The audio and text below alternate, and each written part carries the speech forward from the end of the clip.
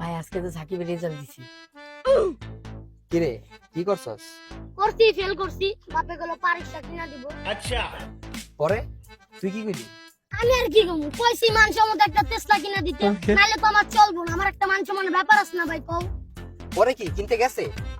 আরে ধুর হয়ে গেছে ওয়াশরুম, আমি এই ফাঁকে আর মানে ব্যাকলে আবো। আজকে এক ডালিছি, কালকে আবার এক জায়গায় ট্রাই দিন।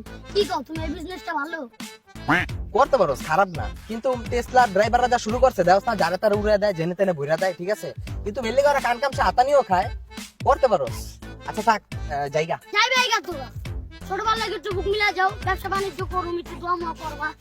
কি লাগাই বুঝলাম না, তো দোয়া দূর করে মিলা গাড়ির ভিতরে বুকে তো সব সময় আছে, বুকে থাক। ভাই তুমি যে দোয়া দিছো ভাই, আল্লাহর রহমত অনেক।